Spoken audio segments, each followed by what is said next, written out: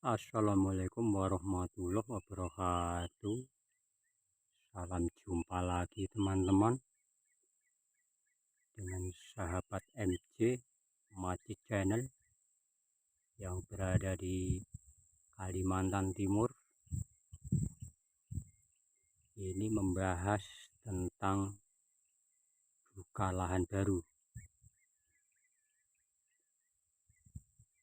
dari mulai rintis, tebang, bakar, terus pancang tanam. Nah, kita rinci 4 hektar itu kita global aja dulu. 4 hektar tumbang rintis per hektar 3.500.000. Itu rintis plus tebang teman-teman, siap bakar. Terus biaya bakarnya kemarin 1 juta, 4 hektar 1 juta, berarti per hektarnya 250. Terus biaya tanam pancang kemarin per pokok 20.000. Jadi pancang, lubang, tanam sama ngecer ke dalam itu 20.000 per pokok. Terus biaya langsir teman-teman, biaya langsir itu kemarin 500, itu jadi 2 rit. Yang satu rit itu 250, mobil 2 kan, mobil 2. Yang satu saya kasih 300, yang rit kedua saya kasih 200. Jadi langsirnya dari rumah bibit habis 500, 2 rit.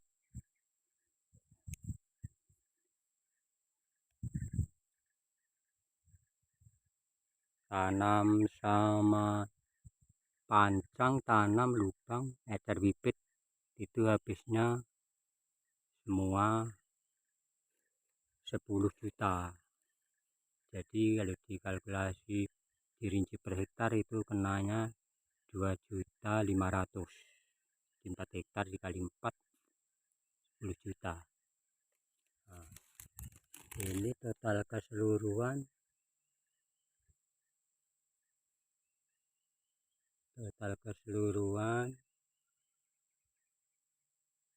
habisnya saya rinci kembali.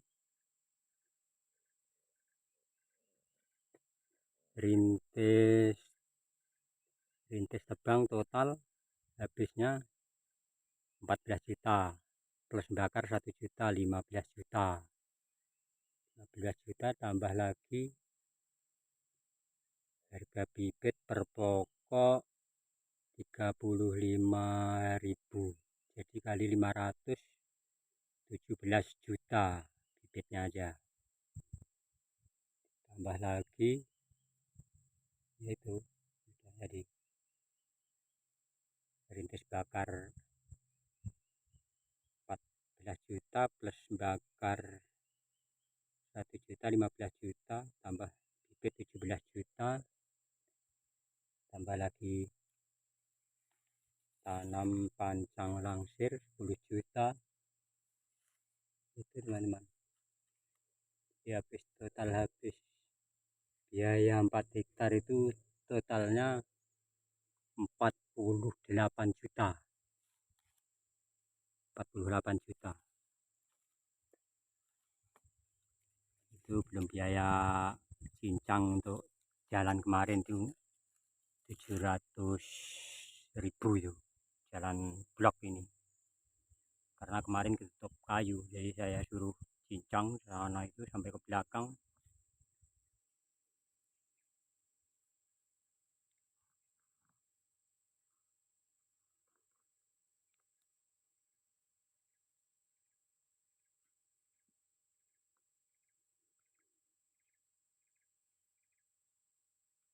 Jadi 48 itu kalau dibagi 4 kenanya berapa ya?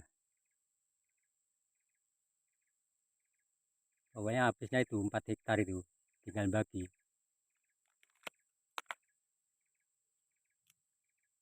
Berarti per hektar itu habis sekitar 12-an juta teman-teman, rinciannya per hektar.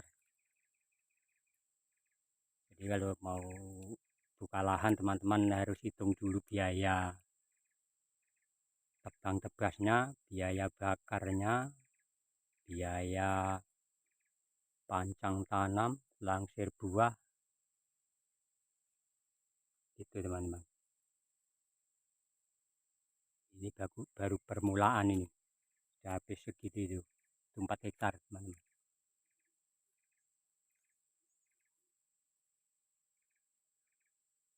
Jadi kalau teman-teman masih kerja di perusahaan atau di mana aja punya hasil, sisihkan hasilnya untuk buka kebun.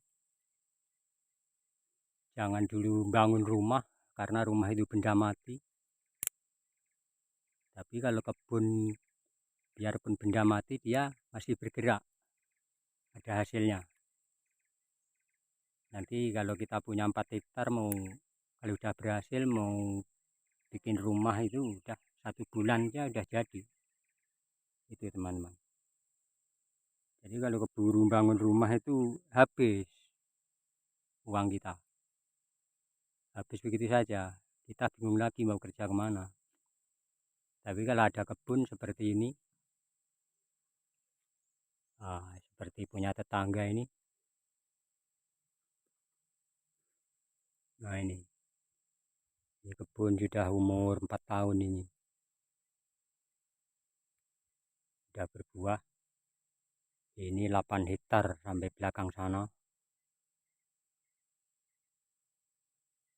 Ini kemarin beli 300 juta teman-teman, 8 hektar ini. Sudah siap panen.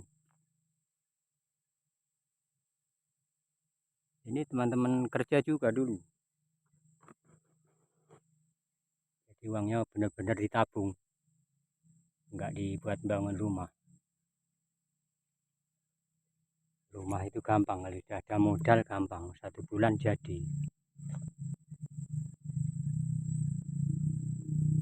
Jadi saran saya pada teman-teman semua, mari kita menghijaukan kembali hutan Kalimantan dengan tanaman berproduksi yaitu kelapa sawit yang berjangka panjang. Sawit ini jangka panjang 25 tahun bahkan sampai 30 tahun, tinggal perawatan kita.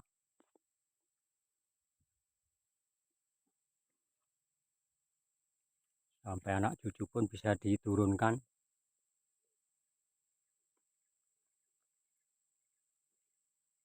Jadi berkebun ini sangat simpel teman-teman. Biar hobi nggak hobi, kalau kita mau ada niat pasti ada penghasilan. Jangan kita kerja capek-capek uang kita habis. Nah, di masa tuanya nggak ada pensiunan.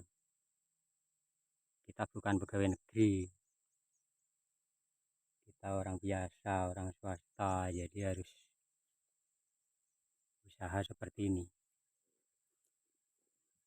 tanam sawit. Sawit itu inovasi berkelanjutan. Jadi sekarang kita tanam, anak cucu kita masih bisa menikmati. Anak cucu mau sekolah ada biaya. Yang penting orang tuanya bisa meneruskan kebun ini. Dan pesan saya, jangan sekali-kali jual kebun teman-teman. Misal kita, masalahnya apa? Kebun itu sumber ekonomi. Banknya orang petani itu ya di kebun itu. Kebun apa aja? Bisa kebun teh, kebun durian, kebun rambutan, kebun sawit, kebun karet, macam-macam teman-teman.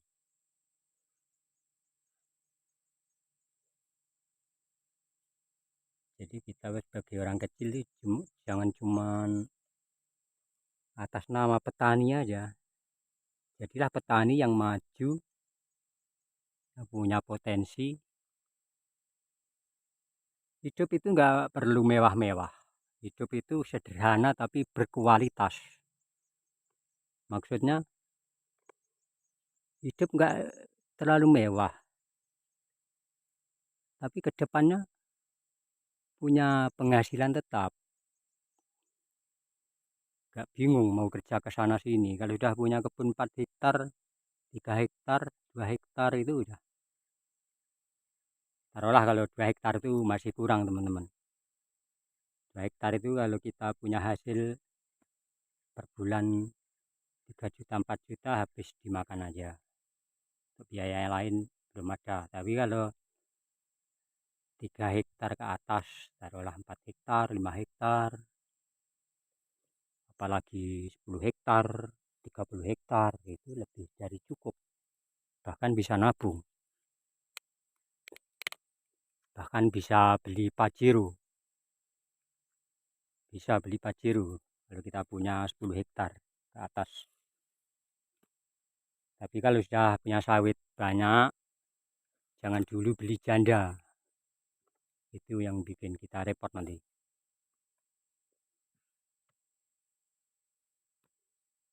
Janda itu nggak usah beli, yang kita beli yang penting-penting aja. Pikirkan masa depan anak cucu, membahagiakan keluarga, itu aja. Simple.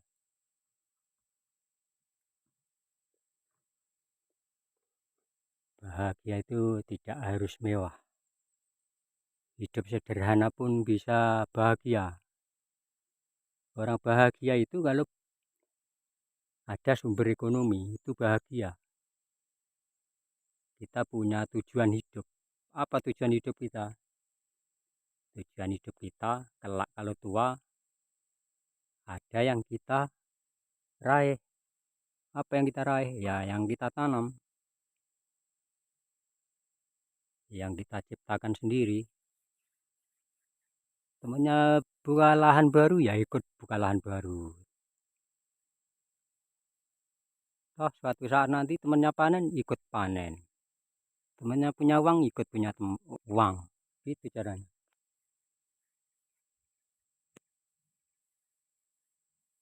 Jangan mentang-mentang kerjaan enak, punya hasil besar, tapi lupa.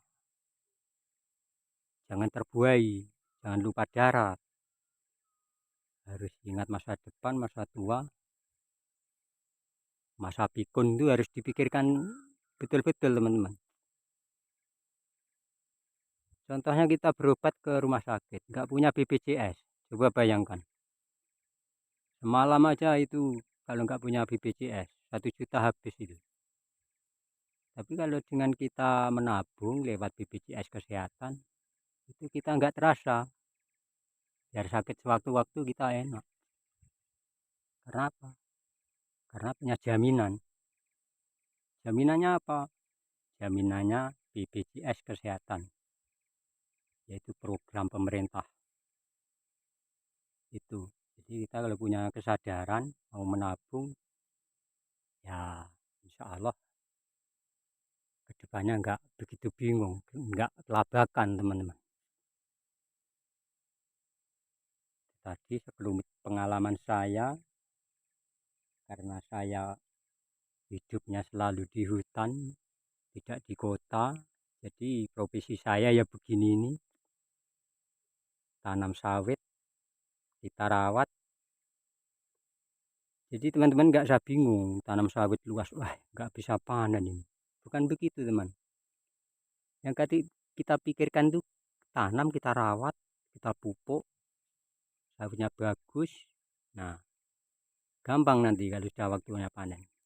Ada sendiri tukang panen tuh. Tambah nanya-nanya, Pak sawitnya mau dipanenkan kah? Bolehlah, berapa per ton kan gitu. Jadi jangan mikir nanti panennya gimana. Terus kasih keluar dari kebun gimana, gampang tuh. Yang penting kita tanam aja, kita rawat, kita kasih pupuk yang bagus sesuai anjuran perkebunan. Kita bisa belajar dari YouTube, dari profesi planter yang sudah terkenal, dari suhu-suhu kita yang sudah pandai tentang sawit, itu kita bisa belajar dari YouTube. Buka YouTube, ketik-ketik YouTube.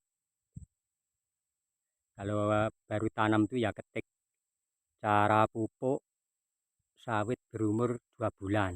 Nah, nanti di situ keluar tutorialnya. Jangan bingung, sekarang ini serba canggih. Mau tanya apa aja di YouTube itu ada. Nggak seperti zaman dulu. Zaman dulu kalau nggak sekolah di pertanian atau di fakultas pertanian, insinyur pertanian, nah susah, nggak tahu apa-apa kita. Sekarang kampus kita itu YouTube. Jangan punya HP cuma untuk nonton yang nggak jelas. Nonton-nonton yang nggak bermanfaat. Tontonlah yang bermanfaat. Itu kita itu bisa sharing, bisa sekolah, bisa menimba ilmu. Yang ditonton malah yang nggak jelas. Akhirnya kita tersesat, bingung sendiri.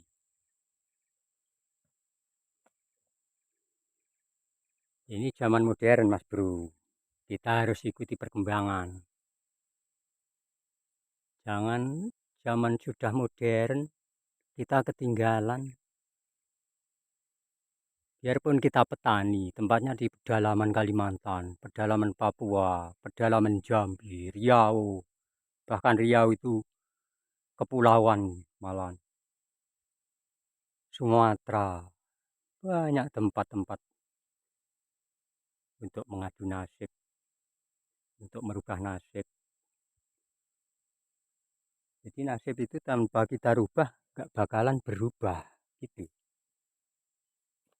Gimana merubahnya? Ya caranya ya sekolah sama orang yang sudah berpengalaman. Di mana Pak tanyanya? Ya tanya aja di YouTube gitu loh. Kembali ke YouTube.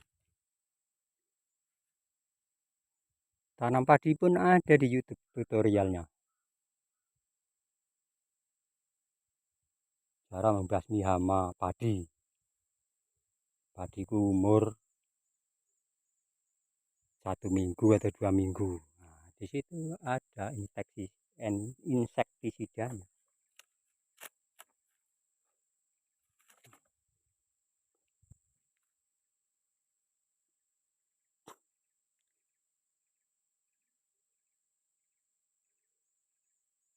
Di sini ini memang lokasinya perbukitan teman-teman. Tapi biar perbukitan, mau kasih keluar buah walaupun musim hujan, tetap bisa. Masalahnya tanahnya cepat kering. Hujan semalaman, panas tengah hari, sudah bisa lewat kendaraan beli buah. Lain dengan tempat yang rata datar itu kalau sudah diacak kayak sawah ya sudah susah. Makanya kita beruntung dapat lokasi perbukitan begini. Sebenarnya sama aja, justru di dataran itu hasilnya lebih baik, buahnya lebih segar, lebih besar. Cuman ya semua itu ada kendalanya.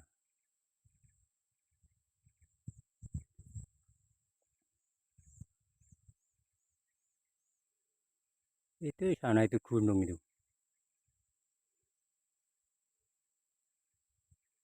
seperti Gunung Sengungklung ini teman-teman, yang berada di desa Sumber Bening sana. Di atasnya Mbak Bibit, Mas Bedar itu yang ada di Sumber Bening. Salam buat teman-teman yang ada di kampung sana, di Jawa.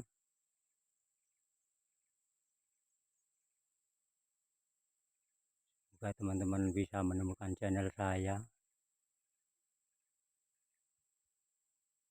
Mari kita berkebun,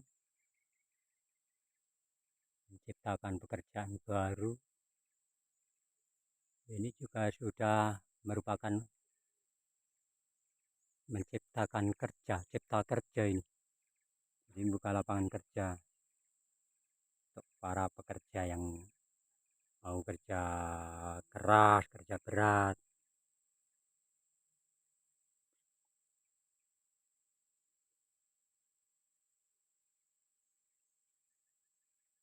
Oke teman-teman, sekian dulu paparan dari saya. Semoga teman-teman tidak gagal paham, tidak salah paham. Pikirkan matang-matang kalau mau berinvestasi. Jangan berinvestasi yang nggak jelas, akhirnya kita menyesal seumur hidup. Gitu teman-teman. Oke, gak usah panjang lebar, sekian dulu saya akhiri, semoga bermanfaat. Jangan lupa ya di komen. Jadi ujian saya ini tolong di komen teman-teman. Mana yang kurang pas, ambil yang positifnya, buang yang negatif aja. Jadi kita saling sharing, saling belajar, saling tukar pengalaman. Jadi jangan saling mengolok-olok, wah kontennya itu enggak jelas, kontennya itu enggak masuk akal. Jangan teman-teman, kita saling membangun, kita jaga kerukunan ini.